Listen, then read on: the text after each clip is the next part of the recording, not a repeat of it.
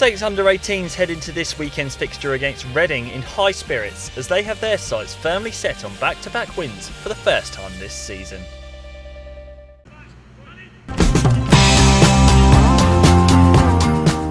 After demolishing Fulham last Saturday and holding Arsenal to a goalless draw the week before, confidence has been beaming through the Under-18s camp this week. One player who's thriving under their current form is midfielder Joe Lea. He made his first start of the season against Arsenal and earned another 90 minutes against the Cottagers. But he expects a different game this weekend.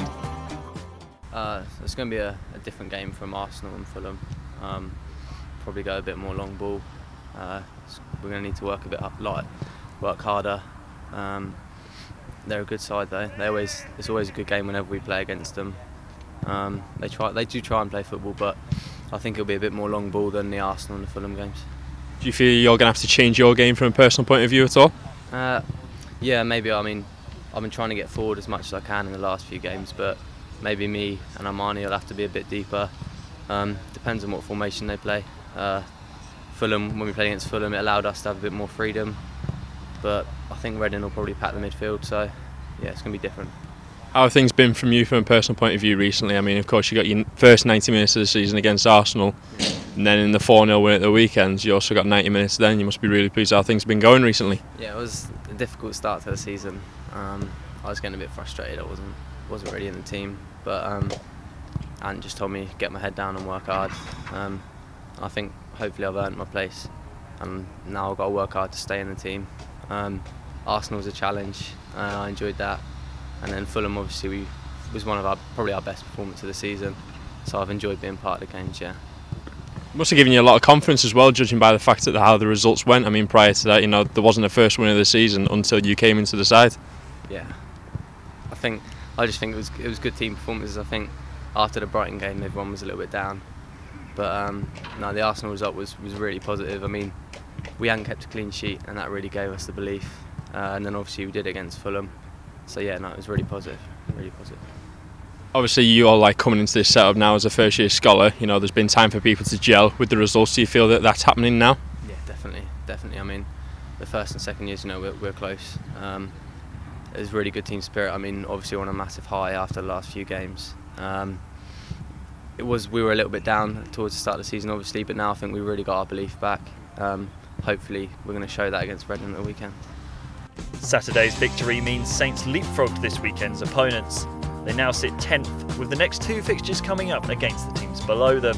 Saints have the opportunity to rise to 8th. Last time our Under-18s faced Reading back in February, they were beaten 2-1. Will Wood found a late consolation for Saints, but a 2-goal deficit was too much to recover from. Both sides have enjoyed a tough start to this season, but after finding their feet in recent weeks, Anthony Limbrick believes the pieces have finally fallen into place for his squad.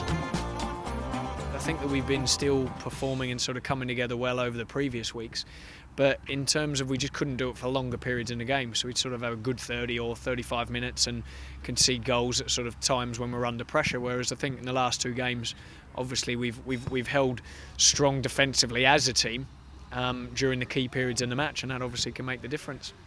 Reading this weekend, what have we seen so far from them? Yeah, I mean, each year they're quite big and strong and powerful, so it'll be a tough game. It might be a different type of game than what was on the weekend. I think a game that we might have to go and earn the right to play, sort of thing, and do the ugly parts of the game first, and then hopefully some of the qualities that the boys have been showing over the last few weeks can come through. They're below Southampton in the league table. Is this a match you're expecting to win? Not necessarily. I think we look for the performance like we have in the last two games. I think Arsenal were top of the table, but we didn't really focus on winning the game. We more focused on the key bits that we needed to do in the game, and lucky enough we got those out, and that equalled the performance and a good result in the end. So we'll concentrate on the performance, and hopefully we can get the result.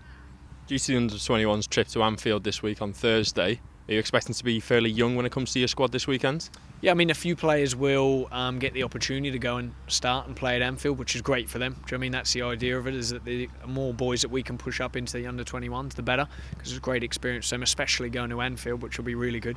So yeah, a couple of others, therefore, on the flip side, some of the younger ones, some of the first years, and a couple of 16s might get an opportunity this weekend too. So that's what it's about, really, giving the players the opportunity, and they need to be training hard and being ready for when they do get the chance and to come in and hopefully play well.